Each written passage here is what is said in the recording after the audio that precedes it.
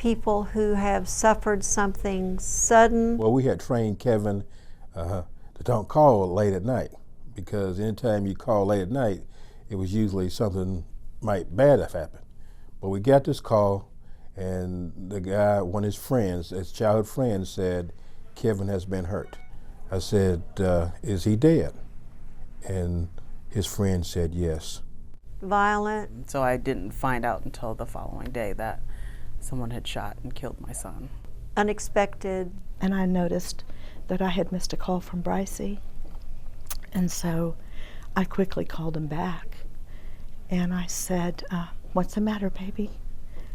And it wasn't him.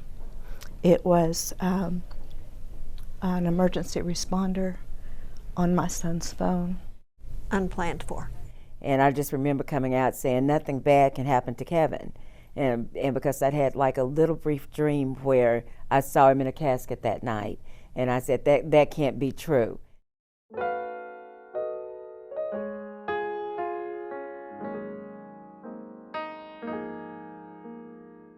The fact that he played soccer at a really high level from a very young age, we did a lot of traveling with him.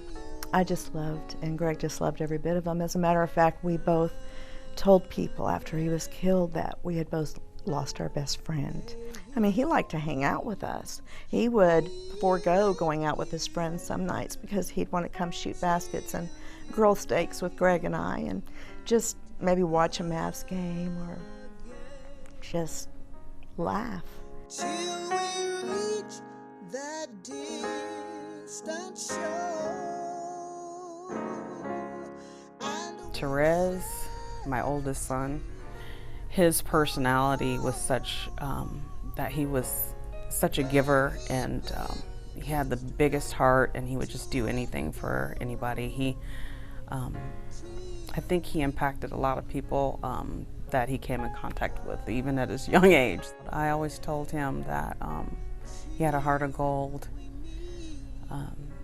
and that was one of the very special things that I loved about him, although sometimes he was giving and caring to a fault. Till we meet again. I just thought Kevin was magical. I mean, like from the first morning I held him, I remember thinking, wow, this is the best thing that could ever happen to anyone. But the thing I really loved about Kevin the most is that he truly, truly loved his grandmother, and he truly loved children. You know, he was a young man that I could see that was headed and destined for greatness. It's just that his life was cut short.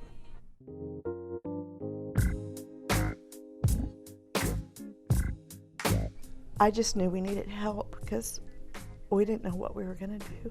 I felt instinctively the need to get some help.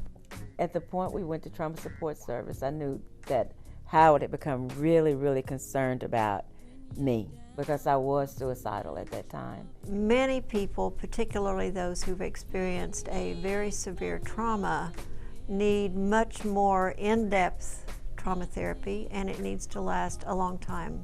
Nothing is going right. Well, we have a pretty long wish list. We spend just about all the money that we get. We do not have much of a reserve at all, but we are seeking to expand our services into the 16 counties of the Council of Governments surrounding the Dallas-Fort Worth area. We have a social worker placed at the Tarrant County Medical Examiner's Office. We're one of only 5 in the nation that has that. And Dr. Pirwani's office serves 4 counties, so we definitely need to be in those counties. We are trying very much to do a special outreach right now to elderly victims of crime out in those more rural counties. My life was devastated. I didn't know how I was going to go from the next point to the next point, but this trauma support group has given me a way, a path, so to speak.